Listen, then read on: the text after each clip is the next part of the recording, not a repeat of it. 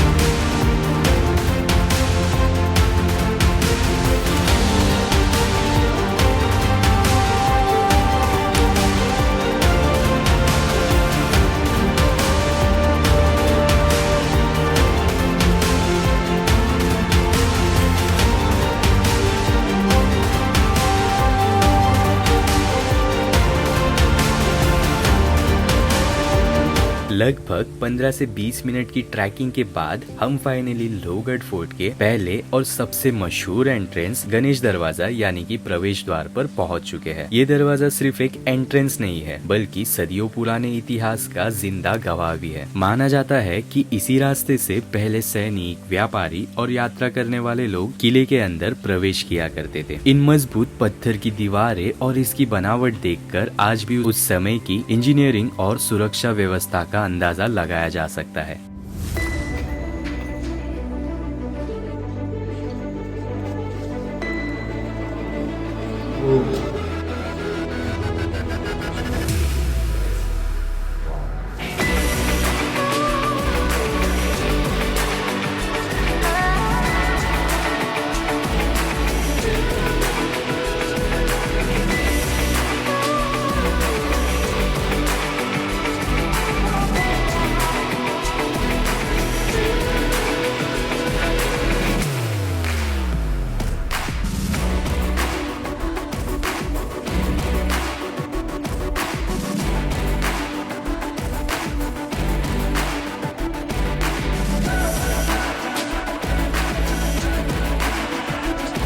गणेश दरवाजा को पार करते ही लोहगढ़ का असली एहसास शुरू हो जाता है। पत्थरों से बने ये पुराने रास्ते, हवा की ठंडक और चारों तरफ फैली हरियाली हर कदम के साथ ऐसा लगता है जैसे हम सिर्फ ऊपर नहीं बल्कि इतिहास के पन्ने पलट रहे हैं।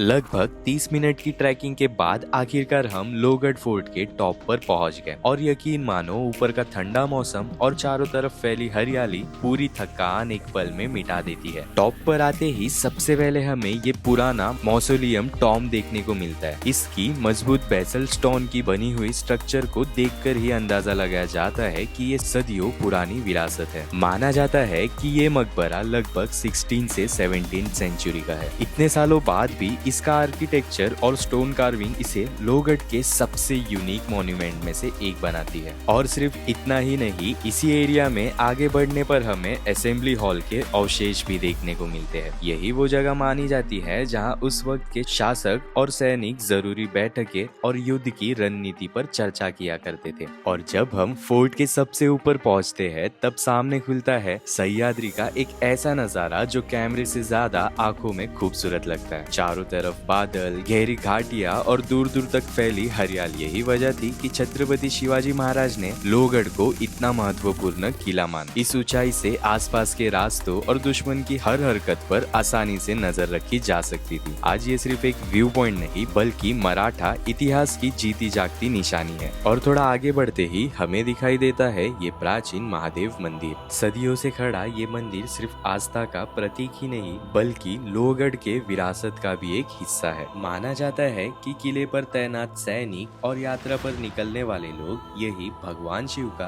आशीर्वाद लेकर अपनी शुरुआत करते थे। आज भी इस शांत जगह पर पहुंचते ही ट्रैकिंग की सारी थकान जैसे पल में दूर हो जाती है। पहाड़ों के बीच बसा ये मंदिर हमें याद दिलाता है कि ताकत सिर्फ तलवार में नहीं श्रद्धा में भी होती है। महादेव मंदिर के बिल्कुल पास है ये प्राचीन त्रयंबक टैंक। सदियों पहले बनाया गया ये पानी का कुंड लोहगढ़ फोर्ट की जीवन रेखा हुआ करता था। बारिश का पानी यही इकट्ठा किया जाता था जिससे किले पर तैनात सैनिकों और यहाँ रहने वाले लोगों की साल भर की पानी की जरूरत पूरी होती थी। आज भी इस टैंक को देखकर समझ आता है कि उस दौर की इंजीनियरिंग और प्लानिंग कितनी कमाल की थी।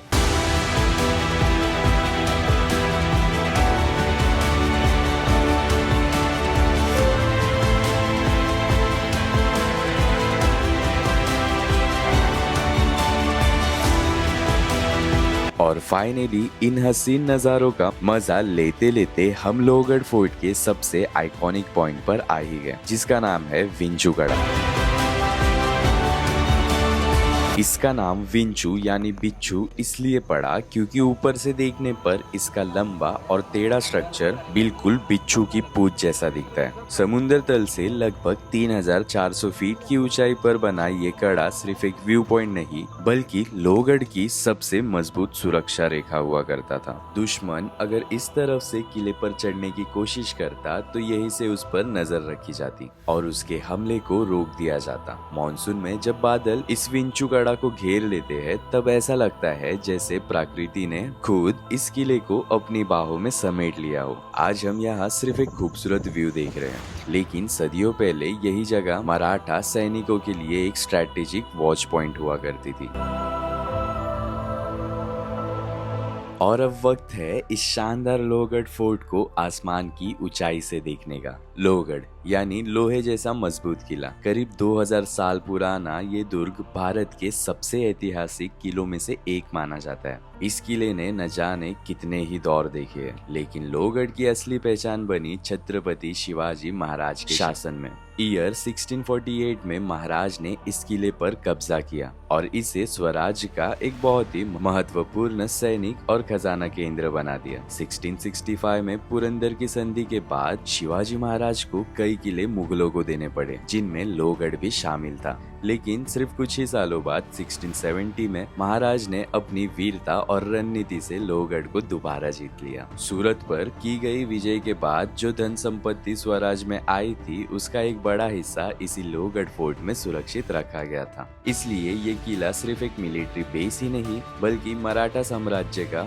एक मजबूत ट्रेजरी फोर्ट भी था। इस किले की ऊंची दीवारें, मजबूत दरवाजे, पानी के टैंक और विंचुगढ़ा जैसे प्राकृतिक सुरक्षा बिंदु इसे लगभग अजय बना देते हैं। यहाँ से बोरघाट और कोकन के पुराने व्यापारिक रास्तों पर भी नजर रखी जाती थी, जो उस समय बहुत ही स्ट्रैटेजिक रूट था। आज यहाँ सिर्फ हरियाली, बादल और शांति नजर आती है, लेकिन कभी इस धरती पर तलवारों की टकराहट, घोड़ों की दौड़ और हर हर महादेव की गूंज सुनाई देती थी। लोहगढ़ सिर्फ पत्थरों का बना हुआ किला नहीं, ये छत्रपति शिवाजी महाराज के साहस, रणनीति और स्वराज्य के सपने की एक अमर निशानी है। तो दोस्तों, इसी के साथ हमारा लोहगढ़ फोर्ट का सफर यही खत्म होता है। अगर आपको ये हिस्ट्री और मॉनसून की खूबसूरती पसंद आई हो तो वीडियो को लाइक जरूर करें, चैनल को सब्सक्राइब करें और कमेंट करके बताएं कि अगला फोर्ट या डेस्टिनेशन कौन सा एक्सप्लोर किया जाए। तो गाइज, मिलते हैं अपने अगले सफर में। तब तक के लिए टेक केयर, बाय बाय, जय हिंद, जय भारत।